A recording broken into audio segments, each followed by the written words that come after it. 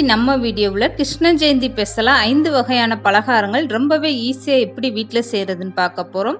Hello friends, welcome to சமையல் delight. வீடியோக்குள்ளே போகிறதுக்கு முன்னால் நீங்கள் இன்னும் சமையல் டிலைட் சேனலை சப்ஸ்கிரைப் பண்ணலைன்னா மறக்காமல் சப்ஸ்கிரைப் பண்ணுங்கள். ஃபஸ்ட்டு இந்த பலகாரம் செய்கிறதுக்கு உளுந்தம்பருப்பு மாவும் பொரிகடலை மாவும் தேவைப்படும். அதுக்காக எப்படி இந்த மாவெல்லாம் ரெடி பண்ணுறதுன்னு பார்த்துருவோம். அரை கப் அளவுக்கு உளுந்தம்பருப்பு எடுத்து ஒரு பாத்திரத்தில் சேர்த்துக்கோங்க. ஸ்டவ் ஆன் பண்ணிவிட்டு இந்த உளுந்தம்பருப்பு நல்லா செவந்து வர வரைக்கும் வறுத்து எடுத்துக்கோங்க. உளுந்தம்பருப்பு இந்த அளவுக்கு நல்லா செவந்து வந்ததுமே ஒரு தட்டில் கொட்டி ஆற வச்சுருங்க. இதுக்கப்புறம் 1/4 கப் அளவுக்கு பொரிகடலை சேர்த்து இதை ஒரு 2 நிமிஷம் மட்டுமே வறுத்து விட்டுட்டு இதையுமே ஒரு தட்டில் கொட்டி ஆற வச்சுருங்க. இப்போ கிருஷ்ண ஜெயந்தி ஸ்பெஷலாக ஃபஸ்ட்டு அவல் லட்டு எப்படி செய்கிறதுன்னு பார்த்துடலாம். அவல் லட்டு செய்கிறதுக்காக 1 கப் அளவுக்கு வெள்ளை அவல் எடுத்துகிட்டு ஒரு பாத்திரத்தில் சேர்த்துக்கோங்க.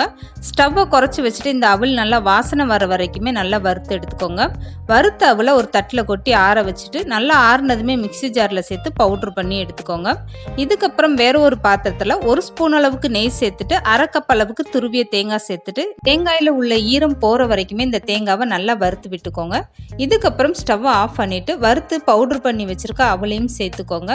இது கூடவே அரை கப் அளவுக்கு நாட்டு சர்க்கரை மிக்சி ஜாரில் சேர்த்து நல்லா பவுடர் பண்ணிட்டே சேர்த்துக்கோங்க. இது கூடவே 1/4 ஸ்பூன் அளவுக்கு ஏலக்காய் தூளும் சேர்த்துட்டு நல்லா மிக்ஸ் பண்ணி விட்டுருங்க. தேங்காய் வறுப்பட்டதுமே நீங்கள் ஸ்டவ்வை ஆஃப் பண்ணிவிட்டு அதுக்கப்புறம் ஒவ்வொன்றா சேர்க்க ஆரம்பிக்கணும். இப்போ லட்டு பிடிக்கிறதுக்காக இந்த அளவுக்கு நல்லா மிக்ஸ் பண்ணி விட்டுருங்க. இதுக்கப்புறம் வேறு ஒரு பாத்திரத்தில் 3 ஸ்பூன் அளவுக்கு நெய் சேர்த்துக்கோங்க. இந்த நெய் நல்லா உருகி வந்ததுமே கொஞ்சமாக முந்திரி பருப்பு சேர்த்துக்கோங்க.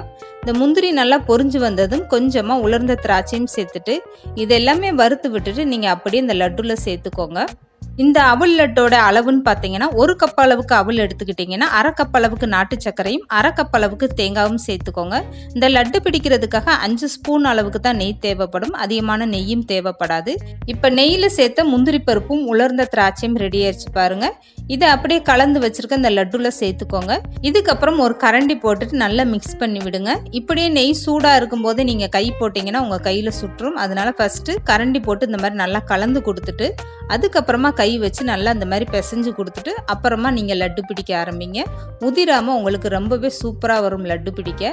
உங்களுக்கு எந்த சைஸில் வேணுமோ அந்த அளவுக்கு நீங்கள் லட்டு பிடிச்சிக்கோங்க. இப்போ பாருங்கள், சூப்பராகவே லட்டு பிடிச்சாச்சு. நம்மளுடைய அவல் லட்டு ரொம்பவே ஈஸியாக ரெடி ஆயிடுச்சு பாருங்கள். இதுக்கப்புறம் வறுத்து வச்சுருந்த உளுந்தம்பருப்பை எப்படி அரைக்கிறதுன்னு பார்த்துடலாம். ஒரு மிக்சி ஜாரில் அரைச்சி எடுத்துட்டு இந்த மாதிரி ஒரு ஜல்லடை வச்சு நல்லா சலிச்சு எடுத்துக்கோங்க. உளுந்தம்பருப்பு மாவு இந்த அளவுக்கு நல்லா நைஸாக இருக்கணும். இதை நீங்கள் அப்படியே ஒரு டப்பாவில் போட்டு ஸ்டோர் பண்ணி வச்சுக்கிட்டிங்கன்னா எந்த பலகாரம் செய்கிறதுக்கும் பயன்படுத்திக்கலாம். இதுக்கப்புறம் வறுத்து வச்சுருந்த பொரிகள்லையுமே நல்லா மிக்சி ஜாரில் சேர்த்து அரைச்சிட்டு ஜல்லடையில் சலிச்சு எடுத்து வச்சுக்கோங்க. இப்போ 2 மாவுமே தயாராகிடுச்சு. இதுக்கப்புறமா இனிப்பு சேவு செய்கிறதுக்காக 1 கப் அளவுக்கு கடலை மாவு எடுத்து ஒரு பாத்திரத்தில் சேர்த்துக்கோங்க. இது கூடவே 1/4 கப் அளவுக்கு பச்சரிசி மாவும் 1 பிஞ்ச் அளவுக்கு உப்பும் சேர்த்துட்டு ஸ்பூன் வச்சு நல்லா ஃபர்ஸ்ட் மிக்ஸ் பண்ணி விட்டுருங்க. இந்த மாதிரி மாவை நல்லா கலந்து விட்டுட்டு இதுக்கப்புறமா 2 ஸ்பூன் அளவுக்கு சூடான எண்ணெய் சேர்த்துக்கோங்க. இந்த சேவுல நீங்கள் சூடான எண்ணெய் சேர்த்து மாவு பிசையும் போது சேவு நல்லா மொறுமொறுன்னு ரொம்பவே சூப்பராக வரும். 2 ஸ்பூன் அளவுக்கு எண்ணெய் சேர்த்ததுக்கப்புறம் கையை வச்சு இந்த மாதிரி நல்லா மாவை பிசைஞ்சு விடுங்க. அதுக்கப்புறமா கொஞ்சம் கொஞ்சமாக தண்ணி சேர்த்து நீங்கள் மாவு பிசைய ஆரம்பிக்கணும். எடுத்ததுமே அதிகமான தண்ணி சேர்த்துட்டிங்கன்னா மாவு ரொம்ப தண்ணியாக போயிடும். அதுக்கப்புறம் சேவு எண்ணெய் குடிக்க ஆரம்பிச்சிடும். அதனால தான் கொஞ்சம் கொஞ்சமாக நீங்கள் தண்ணி சேர்த்துட்டு இந்த மாவை பிசைய ஆரம்பிக்கணும். இப்போ நான் பிசைஞ்சிட்டு மாவை கையில் எடுத்து காட்டுறேன் பாருங்கள். மாவு இந்த அளவுக்கு கெட்டியாக இருக்கணும். இப்போ இந்த இனிப்பு சேவு புளியறதுக்காக இந்த மாதிரி ஸ்டார் உள்ள அச்சு நீங்கள் பயன்படுத்திக்கோங்க. அப்படி இல்லைன்னா உங்ககிட்ட பிளைனான அச்சு இருந்தாலுமே அதை பயன்படுத்திக்கோங்க. முறுக்கு குழாயில் மாவு சேர்க்கறதுக்கு முன்னாடி நீங்கள் முறுக்கு குழாய் உள்ள ஃபுல்லாமே கொஞ்சமாக எண்ணெய் தடவி வச்சுக்கோங்க. அதுக்கப்புறமா மாவு சேர்த்துக்கிட்டிங்கன்னா உங்களுக்கு முறுக்கு குழாயில் ஒட்டாமையும் வரும், பிளியறதுக்குமே கஷ்டம் இல்லாமல் ரொம்பவே ஈஸியாக வரும். இப்போ ரெடி பண்ணி வச்சுருக்க மாவுலேருந்து கொஞ்சமாக எடுத்துகிட்டு இந்த முறுக்கு குழாயில் சேர்த்துக்கோங்க. இதுக்கப்புறம் நான் எப்படி பிளியறதுன்னு பிழிஞ்சு காட்டுறேன் பாருங்கள். இந்த இனிப்பு சேவுக்காக நீங்கள் ஒரே சைஸாக தான் பிழிஞ்சு விடணும்லாம் எந்த அவசியம் இல்லைங்க. இந்த மாதிரி சின்ன சின்ன பீஸாக கையில் கட் பண்ணி விட்டுட்டு நீங்கள் பிழிஞ்சு விட்டுக்கலாம். இப்போ பிழியும் போது மாவு எவ்வளோ ஒரு ஈஸியாக வருது பாருங்கள். இதுக்கப்புறம் சூடான எண்ணெயில் இந்த மாதிரி சின்ன சின்ன சேவுகளாக நீங்கள் பிழிஞ்சு விட்டுக்கோங்க.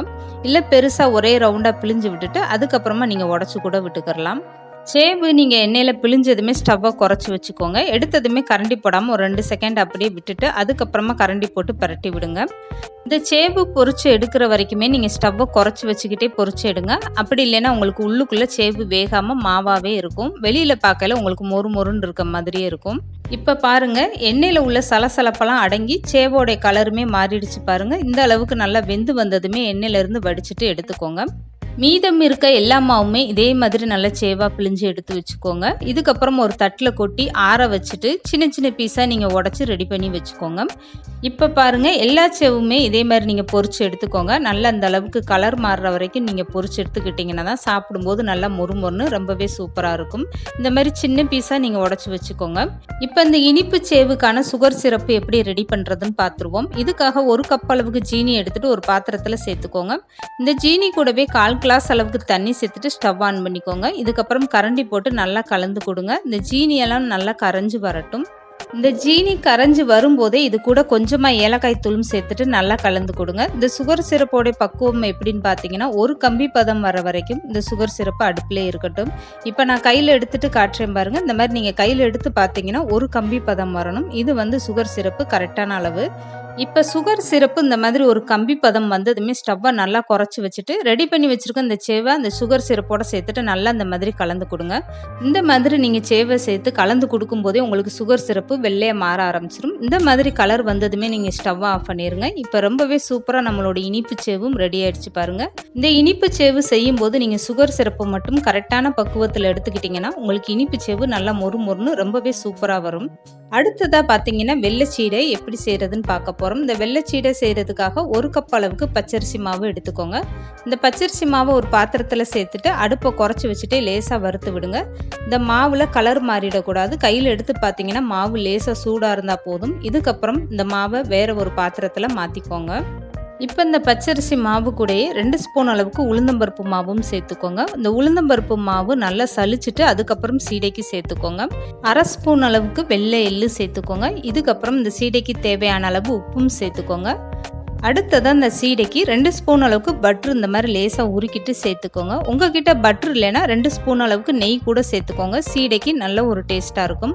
இப்போ பட்ரு சேர்த்துட்டு இந்த மாவை நல்லா கை வச்சு மிக்ஸ் பண்ணி விட்டுருங்க. அதுக்கப்புறம் கொஞ்சம் கொஞ்சமாக தண்ணி சேர்த்துட்டு இந்த மாவை பிசைஞ்சுக்கிறலாம்.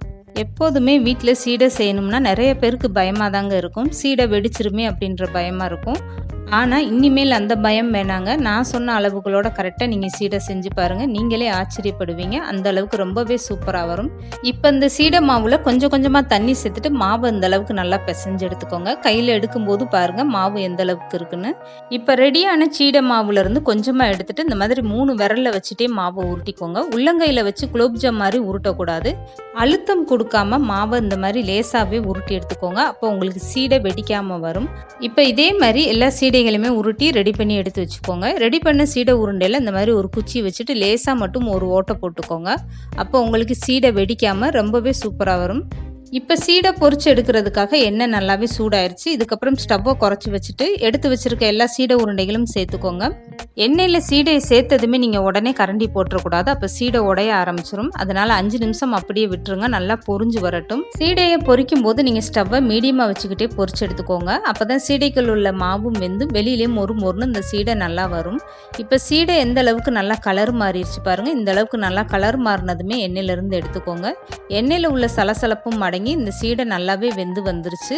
இப்போ ரொம்பவே சூப்பராக நம்மளோட வெள்ளை சீடையும் ரெடி ஆயிடுச்சு பாருங்கள். எண்ணெயிலேருந்து ஒரு சீடை கூட வெடிக்கலை. பார்க்கும்போது எவ்வளோ ஒரு அழகாக வந்திருக்குன்னு. இதே மாதிரி நீங்களும் வெள்ளை சீடை கண்டிப்பாக செய்யுங்க. அடுத்ததாக பட்ரு சேவு எப்படி செய்கிறதுன்னு பார்க்க போகிறோம். இந்த பட்ரு சேவு செய்கிறதுக்காக 1 கப் அளவுக்கு பச்சரிசி மாவு எடுத்து ஒரு பாத்திரத்தில் சேர்த்துக்கோங்க. இதுக்கப்புறம் ஸ்டவ்வை குறைச்சி வச்சுட்டு இந்த பச்சரிசி மாவை வறுத்து விட்டுக்கோங்க. மாவு கையில் எடுத்து பார்த்தீங்கன்னா லேசாக சூடாக இருந்தால் போதும். அந்த அளவுக்கு மாவு வறுத்துட்டு வறுத்த மாவை வேறு ஒரு பாத்திரத்தில் மாற்றிக்கோங்க. இப்போ இந்த பச்சரிசி மாவு கூட 3 ஸ்பூன் அளவுக்கு கடலை மாவு சேர்த்துக்கோங்க. அடுத்ததாக 2 ஸ்பூன் அளவுக்கு பொரிகடலை மாவு சேர்த்துக்கோங்க. இது கூடவே 1 ஸ்பூன் அளவுக்கு ஓமம் எடுத்துகிட்டு இந்த மாதிரி கையில் நல்லா கசக்கிட்டு அதுக்கப்புறம் சேர்த்துக்கோங்க. உங்ககிட்ட ஓமம் இல்லைன்னா 1 ஸ்பூன் அளவுக்கு ஜீரகம் கூட சேர்த்துக்கலாம். ஜீரகம் சேர்த்தாலுமே நீங்கள் கையில் நல்லா கசக்கிட்டு அதுக்கப்புறமா நீங்கள் மாவோடு சேர்த்துக்கோங்க. இப்படி கையில் நல்லா கசக்கிட்டு சேர்க்கும்போது பட்ரு முறுக்கு நல்லா வாசனையாகவும் டேஸ்ட்டாகவும் இருக்கும். இப்போ பட்ரு முறுக்குக்கு தேவையான அளவு உப்பு சேர்த்துட்டு கையை வச்சு ஃபஸ்ட்டு நல்லா மிக்ஸ் பண்ணி விட்டுக்கோங்க. இதுக்கப்புறமா 1 ஸ்பூன் அளவுக்கு பட்டர் சேர்த்துக்கோங்க. 1 கப் அளவுக்கு நீங்கள் பச்சரிசி மாவு எடுத்தீங்கன்னா 1 ஸ்பூன்லேருந்து 1.5 ஸ்பூன் அளவுக்கு பட்டர் சேர்த்துக்கிட்டிங்கன்னா போதும். அதிகமான பட்டர் சேர்த்துக்கிட்டிங்கன்னா சேவு எண்ணெயில் புளியும் போது உங்களுக்கு முழுசான சேவாக வராது, கரைஞ்சி போயிடும். அதனால தான் 1 ஸ்பூன் மட்டுமே சேர்த்துக்கோங்க. இப்போ மாவில் பட்டர் சேர்த்துட்டு இந்த மாதிரி கையை வச்சு நல்லா மாவை பிசைஞ்சு விட்டுட்டு அதுக்கப்புறம் கொஞ்சம் கொஞ்சமாக தண்ணி சேர்த்துட்டு மாவை பிசைய ஆரம்பிங்க. இதே மாதிரி கொஞ்சம் கொஞ்சமாக தண்ணி சேர்த்துட்டு நீங்கள் மாவு பிசைஞ்சு வச்சுக்கோங்க. இப்போ நான் மாவு பிசைஞ்சிட்டு கையில் எடுத்து காட்டுறேன் பாருங்கள் மாவு எந்த அளவுக்கு இருக்குன்னு. இந்த அளவுக்கு மாவு கெட்டியாக இருந்தால் தான் சேவு புளிஞ்சு விடும்போது நல்லா ஈஸியாக வரும். இதுக்கப்புறம் பட்டர் சேவு பிழியறதுக்காக இந்த மாதிரி ஸ்டார் உள்ள அச்சா எடுத்துக்கோங்க. இந்த ஸ்டார் அச்சு முறுக்கு குழாயில் சேர்த்துட்டு முறுக்கு குழாய் உள்ள ஃபுல்லாவுமே எண்ணெய் அப்ளை பண்ணிக்கோங்க. அதுக்கப்புறம் ரெடி பண்ணி வச்சிருக்க மாவுலேருந்து கொஞ்சமாக எடுத்துட்டு இந்த முறுக்கு குழாயில் சேர்த்துக்கோங்க. இதுக்கப்புறம் பட்டர் சேவு எப்படி புளிஞ்சு விடுறதுன்னு நான் புளிஞ்சு காட்டுறேன் பாருங்கள். இந்த பட்டர் சேவு புளியறது நீங்கள் ஒரே சைஸெல்லாம் புளிய வேணாம். இந்த மாதிரி ஒரே நீளமாக நீங்கள் புளிஞ்சு விட்டுக்கோங்க. கையில் கட் பண்ணி விட்டுட்டு சின்ன சின்ன பீஸாக அந்த மாதிரி புளிஞ்சு விட்டுக்கிட்டிங்கன்னா போதும். இப்படி தான் பட்டர் சேவு நீங்கள் எண்ணெயில் புளிஞ்சு விடணும். இப்போ இந்த பட்டர் சேவு புளிஞ்சு விடுறதுக்காக எண்ணெய் நல்லாவே சூடாயிருக்கு. இந்த எண்ணெயில் அப்படியே புளிஞ்சு விடலாம். சூடான எண்ணெயில் பட்டர் சேவு புளியறதுக்கு முன்னாடி நீங்கள் ஸ்டவ்வை குறைச்சி வச்சுக்கோங்க. பட்டர் சேவு புளியும் போது உங்கள் கையில் ஆவி அடிக்கும், இல்லைன்னா எண்ணெய் தெறிக்க ஆரம்பிக்கும். அதனால ஸ்டவ்வை குறைச்சி வச்சுட்டு இந்த மாதிரி சேவை புளிஞ்சு விடுங்க. இந்த பட்டர் சேவு நீங்கள் எண்ணெயில் புளிஞ்சதுமே உடனே கரண்டி போட்டு கலந்து விட்டுறாதீங்க. அப்போ ரொம்ப தூளாக உடைய ஆரம்பிச்சிடும். ஒரு 2 செகண்ட் விட்டுட்டு அதுக்கப்புறமா பரட்டி விடுங்க. இந்த பட்டர் சேவு பொரிக்கும் போது நீங்கள் ஸ்டவ்வை மீடியமாக வச்சுக்கிட்டே பொரிச்சு எடுத்துக்கோங்க. அப்போ தான் உள்ளுக்குள்ளே அந்த பட்டர் சேவு வெந்து வெளியில் பார்க்கும்போதும் நல்ல ஒரு கலராக இருக்கும். இப்போ பட்டர் சேவு நல்லாவே வெந்துருச்சு பாருங்கள். எண்ணெயில் உள்ள சலசலப்பெல்லாம் அடங்கிருச்சு. இந்த மாதிரி நல்லா வெந்து வந்ததுமே எண்ணெயிலேருந்து நீங்கள் வடிச்சிட்டு எடுத்து வச்சுக்கோங்க. இப்போ ரொம்பவே சூப்பராக பட்டர் சேவும் ரெடி ஆயிடுச்சு பாருங்கள். அடுத்ததாக தட்டை எப்படி செய்கிறதுன்னு பார்க்க போகிறோம். இந்த தட்டை செய்கிறதுக்காக 1 கப் அளவுக்கு பச்சரிசி மாவு எடுத்து ஒரு பாத்திரத்தில் சேர்த்துக்கோங்க. இது கூடவே 1 ஸ்பூன் அளவுக்கு உளுந்தம்பருப்பு மாவும் சேர்த்துக்கோங்க. 1 ஸ்பூன் அளவுக்கு பொரிகடலை மாவும் சேர்த்துக்கோங்க. இது கூடவே 1/2 ஸ்பூன் அளவுக்கு பெருங்காயத்தூள் சேர்த்துக்கோங்க. 1 ஸ்பூன் அளவுக்கு தனி மிளகாய் தூள் சேர்த்துக்கோங்க. இது கூடவே 2 ஸ்பூன் அளவுக்கு ஊற வச்ச கடலைப்பருப்பு சேர்த்துக்கோங்க. கடலைப்பருப்பு இல்லைன்னா நீங்கள் பொரிகளில் கூட சேர்த்துக்கலாம். இப்போ 1/2 ஸ்பூன் அளவுக்கு வெள்ளை எள்ளு சேர்த்துக்கோங்க. இப்போ இந்த தட்டைக்கு தேவையான அளவு உப்பும் சேர்த்துக்கோங்க. இதுக்கப்புறம் கருவேப்பிலை கொஞ்சமாக பொடிசாக கட் பண்ணிவிட்டு சேர்த்துக்கோங்க. இது கூடவே 2 ஸ்பூன் அளவுக்கு சூடான எண்ணெய் சேர்த்துக்கோங்க. இந்த மாதிரி சூடான எண்ணெய் சேர்த்து தட்டை செய்யும்போது நல்லா கிறிஸ்பியாக ரொம்பவே சூப்பராக வரும்.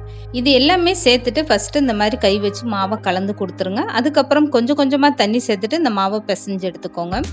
எப்போதுமே கிருஷ்ண ஜெயந்திக்கு நம்ம கடைகளில் தான் இந்த மாதிரி பலகாரம்லாம் வாங்குவோம். ஆனால் இந்த முறை நீங்கள் வீட்டில் இந்த மாதிரி ஈஸியாக செஞ்சு பாருங்கள், ரொம்பவே சூப்பராக வரும். வீட்டில் செய்யும்போது நம்ம நிறையாவே செஞ்சு வச்சுக்கலாம். கடையில் வாங்கினோம்னா நம்ம அளவாக தான் வாங்குற மாதிரி இருக்கும். இப்போ தட்டை மாவு இந்த அளவுக்கு நல்லா பிசைஞ்சு எடுத்தாச்சு பாருங்கள். கையில் எடுத்து பார்க்கும்போது மாவு எந்த அளவுக்கு கெட்டியாக இருக்குது பாருங்கள். இப்போ இந்த தட்டை மாவுலேருந்து சின்ன சின்ன உருண்டைகளாக உருட்டி ரெடி பண்ணி வச்சுக்கோங்க. அப்போ தட்டை தட்டி எடுக்கும்போது உங்களுக்கு ரொம்ப ஈஸியாக இருக்கும். தட்டை மாவு இந்த மாதிரி ஒரே மாதிரி உருட்டி எடுத்து வச்சுக்கோங்க. அப்போ தட்டை பார்க்கும்போதும் ஒரே சைஸாக இருக்கும். இப்போ தட்டை மாவு எல்லாமே ரெடி ஆயிடுச்சு பாருங்கள். இதுக்கப்புறம் தட்டை எப்படி தட்டி எடுக்கிறதுன்னு பார்க்கலாம். தட்டை தட்டுறதுக்காக ஒரு தட்டு மேலே இந்த மாதிரி ஒரு கவர் விரிச்சுக்கோங்க. பால் கவர் இல்லைன்னா எண்ணெய் கவராக இருந்தாலும் பரவாயில்ல. இந்த கவர் மேலே கொஞ்சமாக எண்ணெய் தடவிட்டு தட்டை மாவுலேருந்து ஒரு உருண்டையை வச்சுட்டு அதுக்கப்புறம் இந்த மாதிரி ஒரு கிண்ணம் வச்சு நீங்கள் லேசாக இந்த மாதிரி விரிச்சு கொடுங்க. ஒரே சைஸாக அப்போ உங்களுக்கு வரும். இந்த மாதிரி லேசாக தேய்ச்சி கொடுத்தீங்கன்னா ஒரே ரவுண்டாக உங்களுக்கு தட்டை பார்க்குறதுக்கு அழகாக இருக்கும். இந்த அளவுக்கு தட்டையை நல்லா விரிச்சு கொடுத்துருங்க. இந்த ஓரங்கள் பார்த்தீங்கன்னா லேசாக கனமாக இருக்கிற மாதிரி இருக்கும். அதனால் கை வச்சு இந்த மாதிரி லேசாக அழுத்தி கொடுத்துருங்க. அப்போ தட்டை உங்களுக்கு ஒரே சமமாக இருக்கும். இப்போ நான் தேய்ச்ச தட்டையை கையில் எடுத்து காட்டுறேன் பாருங்கள் எந்த அளவுக்கு லேசாக இருக்குன்னு. இந்த அளவுக்கு தட்டை லேசாக இருந்தால் தான் உங்களுக்கு சீக்கிரமாகவே வெந்து வரும். இப்போ தட்டையை பொரிச்சு எடுக்கிறதுக்காக எண்ணெய் நல்லாவே சூடாயிருக்கு. சூடான எண்ணெயில் ஒவ்வொரு தட்டையாக சேருங்க. எடுத்ததுமே அதிகமான தட்டை சேர்க்காதீங்க, அப்போ ஒன்றோடு ஒன்று ஒட்டிக்கிறோம். ஒரு தட்டை சேர்த்ததுமே மேலே எலும்பி வந்ததும் அடுத்தடுத்த தட்டைகளாக சேர்த்துக்கோங்க. தட்டையை எண்ணெயில் சேர்த்ததுமே நீங்கள் ஸ்டவ்வை குறைச்சி வச்சுக்கோங்க. அப்போ தான் உங்களுக்கு உள்ளுக்குள்ளே உள்ள மாவும் நல்லா வெந்து வெளியில் ரொம்ப கிறிஸ்பியாக ரொம்பவே சூப்பராக வரும். தட்டை இந்த அளவுக்கு 2 பக்கம் நல்லா செவந்ததுமே எண்ணெயிலேருந்து எடுத்துருங்க. இப்போ ரொம்பவே சூப்பராக நம்மளுடைய தட்டையும் ரெடி ஆயிடுச்சு பாருங்கள். இப்போ ரொம்பவே சூப்பராக நம்ம கிருஷ்ண ஜெயந்திக்கான 5 வகையான பலகாரம் ரெடி ஆயிடுச்சு பாருங்கள். இந்த பலகாரம் எல்லாமே செய்கிறது ரொம்ப ரொம்ப ஈஸி தாங்க. கண்டிப்பாக நீங்களும் உங்கள் வீட்டில் ட்ரை பண்ணி பாருங்கள். இந்த வீடியோ பிடிச்சிருந்தா லைக் பண்ணுங்கள், ஷேர் பண்ணுங்கள். மறக்காமல் சமையல் டிலேட் சேனலை சப்ஸ்கிரைப் பண்ணுங்கள்.